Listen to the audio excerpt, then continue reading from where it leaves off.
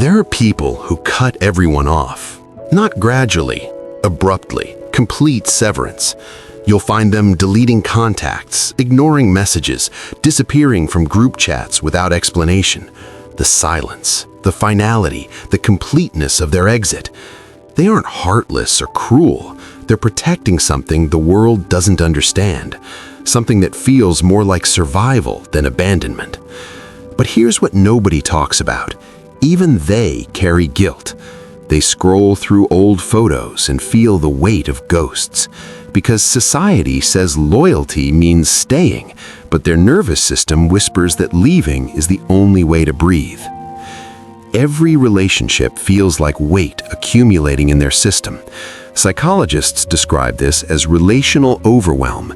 It's not about the quality of connections, it's about quantity their nervous system can sustain.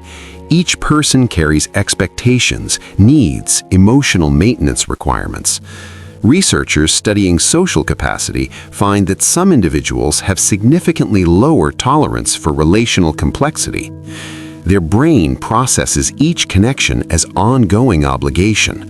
What looks like cruelty is actually a desperate attempt to prevent complete collapse. When the load becomes unbearable, they don't trim back, they clear everything. Complete reset. Here's the paradox. They can love people and still need them gone. They can have meaningful relationships, yet feel suffocated by their existence. They want connection, but not the constant maintenance it requires. So they delete everything, block everyone, start over, and feel simultaneously relieved and guilty. If you've ever ghosted an entire friend group, not from anger, but from exhaustion, you know this conflict. The world calls it selfish. They experience it as essential. We live in a culture that romanticizes lasting friendships, childhood bonds that survive decades, social circles that grow rather than shrink. Those who cut people off get labeled toxic, commitment phobic, incapable of real intimacy. But what if the entire framework misses something crucial? What if some nervous systems genuinely can't sustain the weight of accumulated relationships? Scientists studying attachment find that relational capacity varies dramatically. What if periodically clearing their social landscape isn't pathology, but self-preservation? The world demands consistency. They've discovered they need seasons. This pattern often begins in childhood. Maybe they grew up in chaos where relationships were unstable, where people came and went unpredictably. So they learned early, don't get too attached because everyone leaves eventually.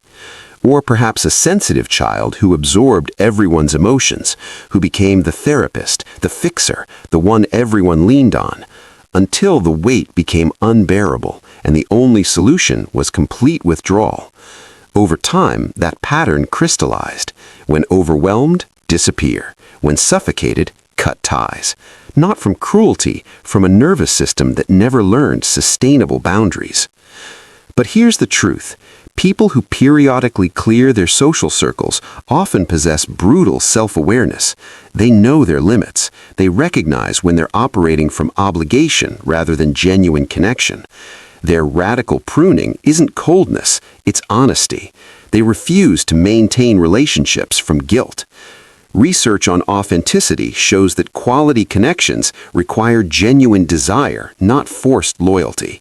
When they cut people off, they're not rejecting connection itself, they're rejecting the version of it that depletes them. But there's a shadow side. Psychologists call it the relationship purge cycle. It begins when cutting people off shifts from occasional boundary to automatic pattern.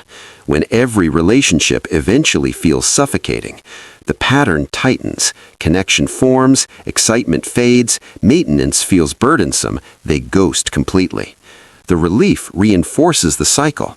Soon they're trapped in a pattern of building and burning. Their freedom becomes isolation.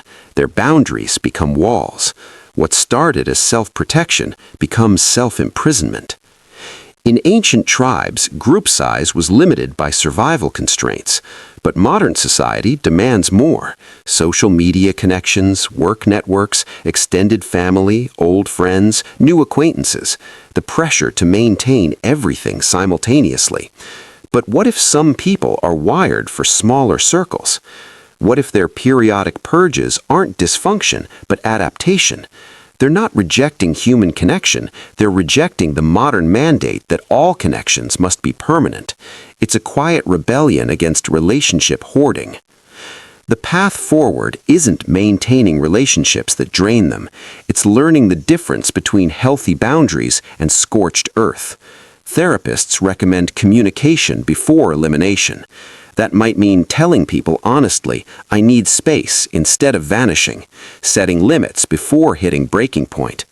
It means examining motivations. Am I cutting people off because they're toxic or because I'm avoiding intimacy? The answers reveal whether this serves or sabotages them.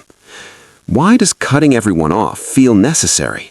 Because maintaining relationships requires ongoing performance, remembering details, checking in, being available, reciprocating energy. For some, that feels natural. For others, it feels like drowning in obligations they never consciously accepted. Each connection carries invisible contracts.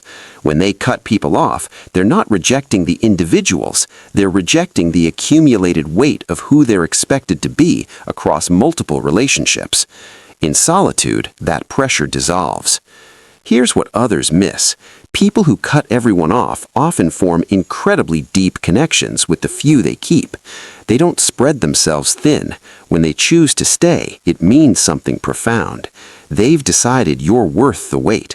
Their friendship isn't casual, it's deliberate, chosen, sustained despite their natural inclination to withdraw. Social butterflies have hundreds of contacts. These individuals might have 3 people they'd die for. The people who cut everyone off aren't incapable of love or loyalty. They're navigating a nervous system that processes connection differently. They've learned that their relational capacity is finite, and protecting it isn't selfishness, it's wisdom. They're discovering they can set boundaries before reaching the breaking point where elimination feels necessary, can communicate needs instead of disappearing, can choose who stays based on genuine connection rather than guilt. The path forward isn't keeping everyone or cutting everyone, it's conscious choice. When they finally learn to maintain the few that matter while releasing the many that don't, they stop cycling between connection and isolation. They find balance, not performing loyalty, just living it selectively, honestly, and on their own terms.